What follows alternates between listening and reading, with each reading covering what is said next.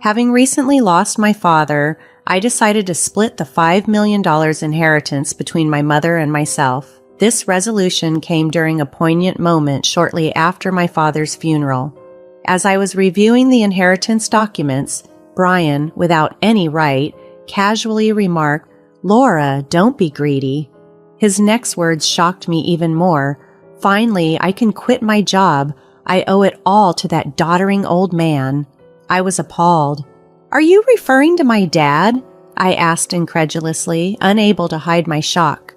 Brian ignored my dismay, and together with my mother-in-law, they excitedly made plans to buy a new car and go on a shopping spree. This unexpected behavior was too much for me. Here I was, grappling with my father's death, overwhelmed with household responsibilities, and now listening to them insult the man who had just passed away. The thought of continuing to live with Brian and my mother-in-law became unbearable. Trying to keep my composure, I managed a forced smile and said, "Sure, use the money as you and my mother-in-law, please. My name is Laura Brown. I'm a 40-year-old housewife who works alongside my husband. I grew up as an only child to parents who were both doctors and ran a highly respected clinic in our hometown. They showered me with affection, and although I chose a career in pharmacology over medicine, they supported my decision. Tragedy struck our family 8 years ago when my mother died in an accident, leaving my father and me heartbroken. During those difficult times, Brian, then my boyfriend, was my pillar of support. We met through a mutual friend, and 3 years after my mother's passing, Brian proposed. Brian worked as an ordinary salaryman in the food and beverage industry.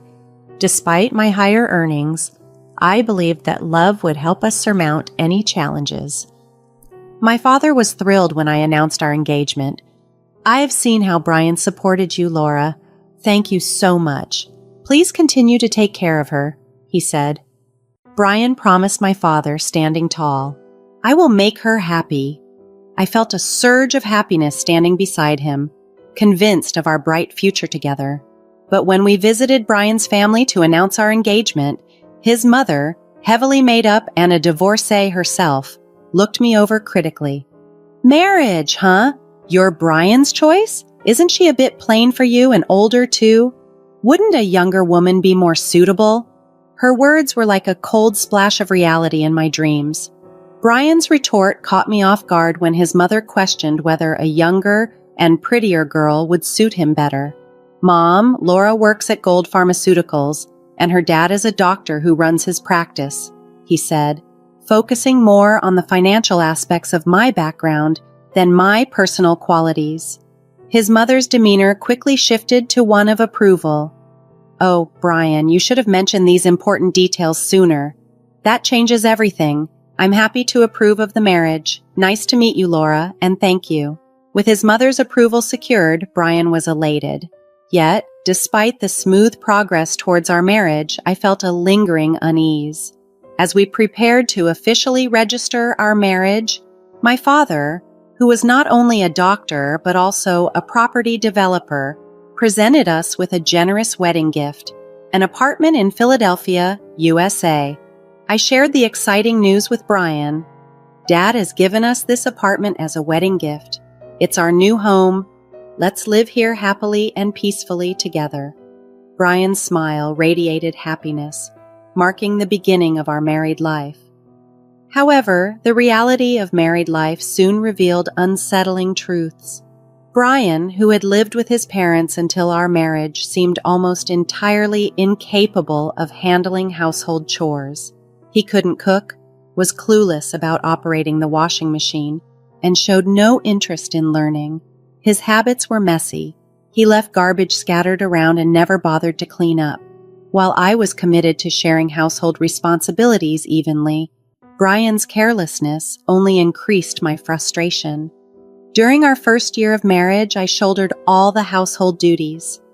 Although it was our honeymoon phase, the burden of managing both work and home life alone wore me down.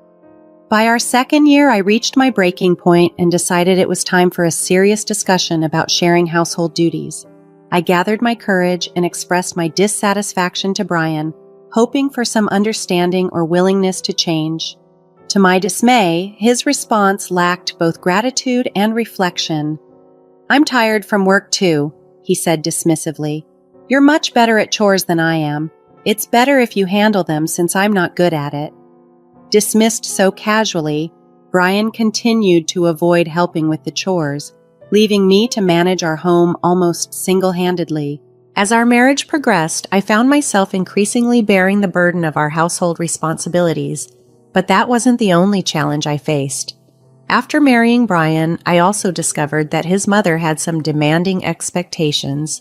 Brian never showed much interest in celebrating seasonal occasions, so I decided to send a thoughtful gift to his mother for Mother's Day. I chose a high-quality scarf and a bouquet of carnations, thinking she would appreciate the gesture. However, her response left me stunned. She called me, sounding displeased, and criticized the scarf for not being a luxury brand item. I attempted to explain the quality of the scarf, but she dismissed my explanation, insisting that she only wanted gifts from renowned luxury brands. Feeling bewildered, I relayed the incident to Brian when he returned home, hoping for some support. Instead, his response was dismissive. "It's just a scarf, just do as she says." From then on, to avoid conflict, we resorted to giving her cash as she demanded. Moreover, by our 6 years of marriage, Brian's mother began to visit our home frequently, often finding reasons to ask for money. Brian, without hesitation, would always oblige, handing over money with a smile. Despite my having a job, Brian's income was modest, and managing our finances became increasingly difficult. Driven by desperation, I began to dip into our savings and cut living expenses. Despite my frustrations, I reminded myself that Brian's mother had supported me during tough times, and as the mother of someone I cared about, I felt compelled to endure these challenges. Now, in our 7 years of marriage, I continue to manage all household chores and the demands for money from my mother-in-law. During this routine, my father, whom I hadn't seen in some time, called me unexpectedly. The news he shared during our rare meeting was heart-wrenching. He revealed that he was suffering from terminal cancer and that treatment was no longer an option. Overwhelmed with shock, tears spilled from my eyes. My father gently stroked my head, comforting me as he did when I was a child, and softly said, "Laura, this is fate. Let's accept it quietly." Faced with this devastating news, my days became a relentless juggling act of work, household duties, and visits to my father's hospital. While my job provided some flexibility, managing the household remained a challenge. When I informed Brian that I would be caring for my father during this difficult time, he showed no reaction or willingness to help, leaving me to navigate these hardships largely on my own. Dealing with my father's sudden illness was overwhelming, and Brian's lack of support only added to the strain. "Please do your best," was all he could muster, and he visited my father in the hospital just once. With my attention fully on my father's care, I had little energy left for Brian. If I had any time to spare, it was only natural that I wanted to dedicate it to my father. One day, as my father lay weak in his hospital bed, he asked me out of the blue, "Laura, how is your marriage with Brian going?" His question caught me off guard. Reflecting on Brian's indifferent attitude at home and his mother's demanding behavior, I found myself at a loss for words. My hesitation must have spoken volumes because my father gently told me, "Laura, you don't have to endure all this. Think about your happiness. Don't worry, you won't face any hardships after I'm gone." His words brought tears to my eyes, and I wept as he held my hand firmly and silently. 4 months later, the inevitable happened. My father passed away quietly. Amidst immense sorrow, I began arranging his funeral. Brian, however, seemed detached from my grief and offered no help with the preparations. Despite this, I was too occupied with the funeral details to focus much on Brian. Many friends and acquaintances came to pay their respects, making it a deeply moving farewell. Even the usually indifferent Brian and his mother attended. The day after the funeral, I received a call from a lawyer regarding my father's inheritance. I arranged a meeting to discuss the details, and what I learned was both surprising and overwhelming. After taxes, such as the inheritance tax, my father's estate amounted to over $5 million. He had been successful not only as a doctor but also in real estate investments, leaving behind a substantial fortune, all of which was to be inherited by me, his only daughter. Filled with surprise and gratitude, yet trembling at the thought of managing such a significant sum, I proceeded with the inheritance process. After returning home, I spread out the documents I had received from the lawyer on my desk. Reading through them, exhaustion finally took over, and I dozed off on the sofa. When I awoke, I could hear the cheerful voices of Brian and his mother in the distance, discussing something that sounded far too jovial given the recent events. Their laughter and conversation seemed disconnected from the gravity of our recent loss, leaving me feeling even more isolated in my grief and responsibilities. As I awoke from my doze, I was surprised to see Brian approaching me with a beaming smile. "Yes, Laura, well done," he exclaimed. Confused by his sudden excitement, I noticed the inheritance papers in his hand, the ones I had received from the lawyer.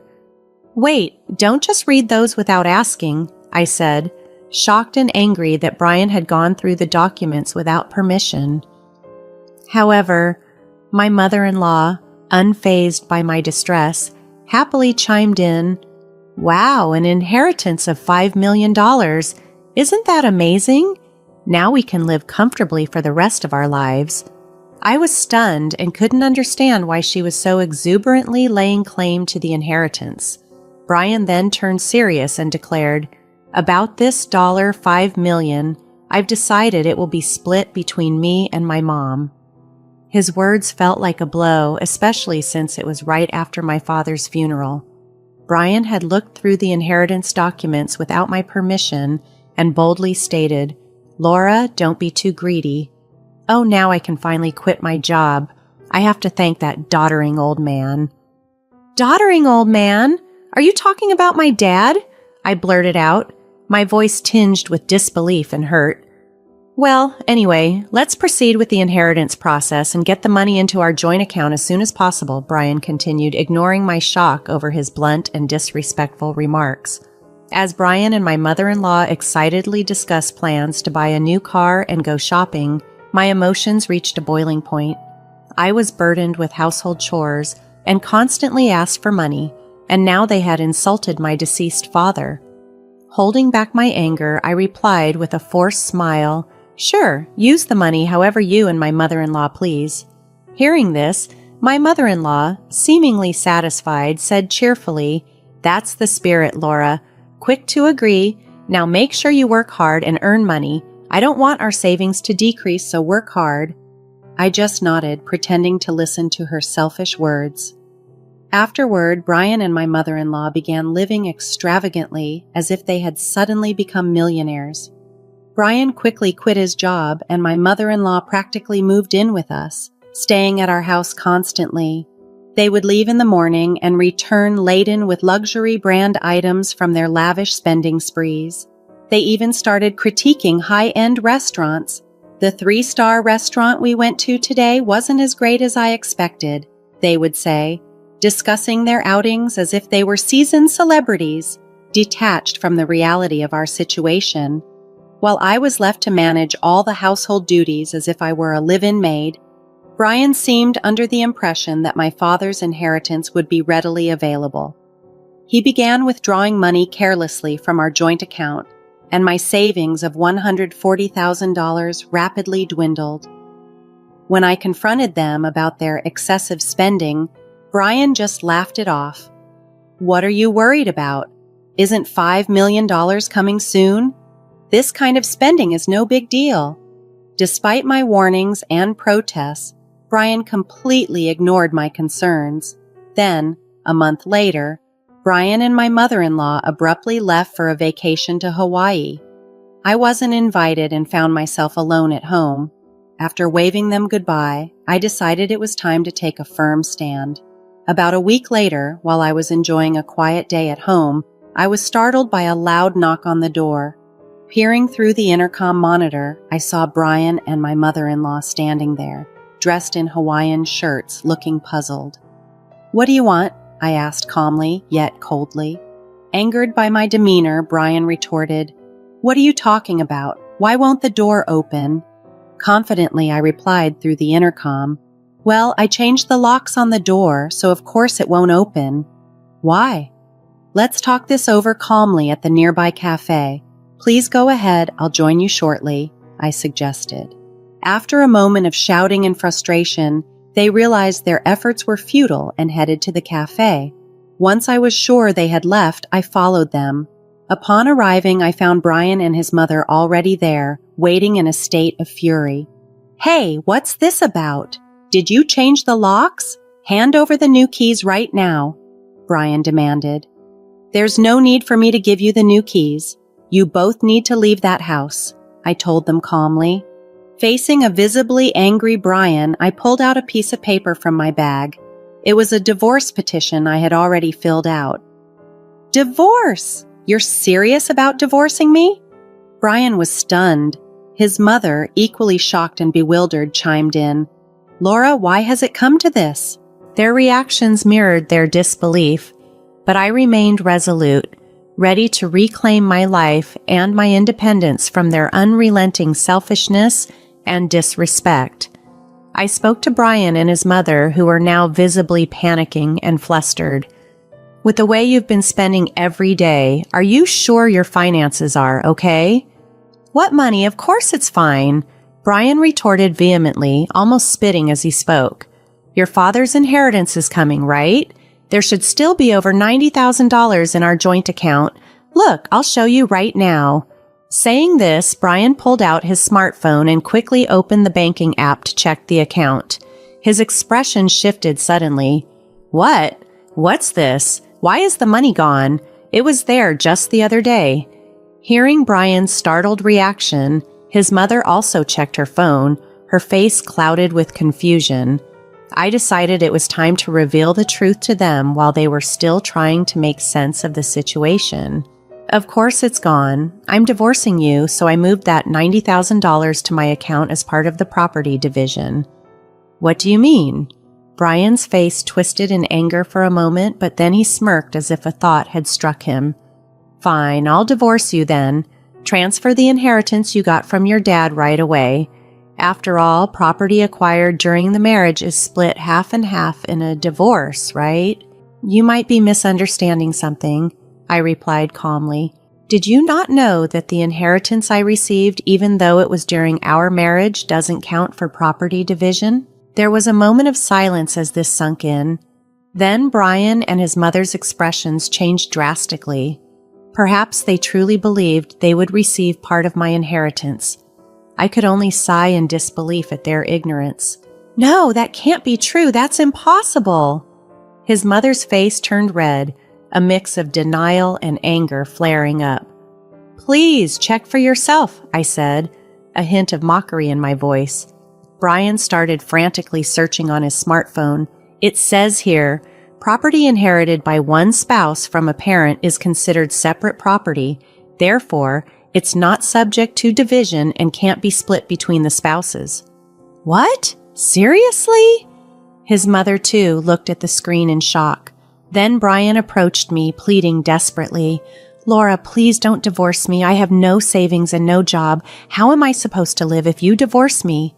Faced with Brian's weak attempt to sway my decision, I spoke to him clearly and firmly. "What are you talking about? Take responsibility for your actions.